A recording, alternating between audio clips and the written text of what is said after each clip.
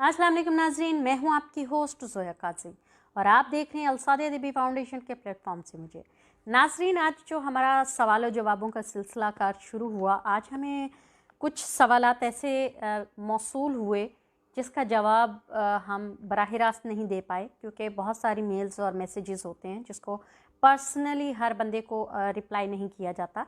तो उससे रिलेटेड कुछ वीडियोस, कुछ सवालात ऐसे थे, मतलब कमो बेश जो ज़्यादा सवाल होते हैं उसके अगेंस्ट हम फिर एक वीडियो बना देते हैं उस सवाल से रिलेटेड। अच्छा, सवाल ये था कि एक आदमी ने हमसे सवाल किया कि जनाब, मेरी बीवी बहुत मोटी है जबकि मैं जिस्मानी तौर पर कमज़ोर हूँ और साथ ही साथ मुझे लगता है कि मैं मर्दाना ताकत का हामिल नहीं हूँ, बहुत वीकनेस है। मुझे ऐसा कोई हल बताया जाए जिससे मेरी बीवी मुझसे राज़ी भी हो जाए और मैं दोबारा से अपनी जो मर्दाना ताकत है वो हासिल कर सकूं।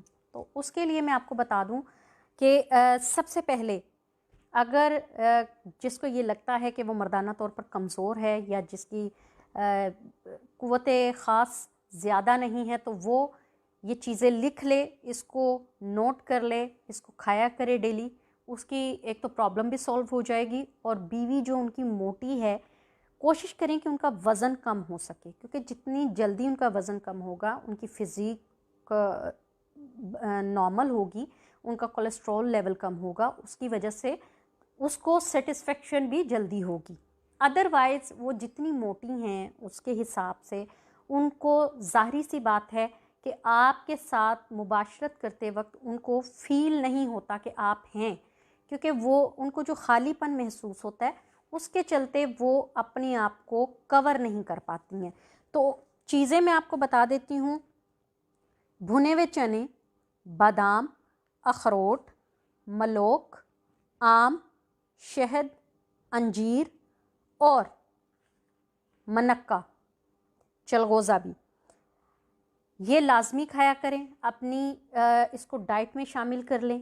और अगर इन केस ये आप सारी चीज़ें अफोर्ड नहीं कर पाते हैं या सारी चीज़ें नहीं खा पाते हैं, वक्तन फ़वक्तन इसका इस्तेमाल नहीं कर पाते, या समटाइम ये होता है कि आप अपनी मसरूफ़ियत की वजह से ये चीज़ें परचेज़ करने में वो सुस्ती दिखाते हैं, तो या कुछ लोग होते हैं कि वो अपने बजट के हिसाब से सारी चीज़ों को डेली बेसिस पर अफोर्ड नहीं कर पाते, तो वो अलसादिया तिब्बी फाउंडेशन की मजून चलगोज़ा या फिर लज़्ज़त शादी कोर्स ये इस्तेमाल कर सकते हैं। अगर किसी को लगता है कि उनके उज़्व ख़ास में कमज़ोरी है, लागरी है, या फिर वो इस काबिल नहीं है कि हक़ ज़ौजियत अदा कर सकें, तो वो अलसादिया तिब्बी फाउंडेशन का उकाब तिला वो लाजमी इस्तेमाल करें। उसके मसाज से इंशाअल्लाह ताला आपको 90% फ़र्क नज़र आएगा।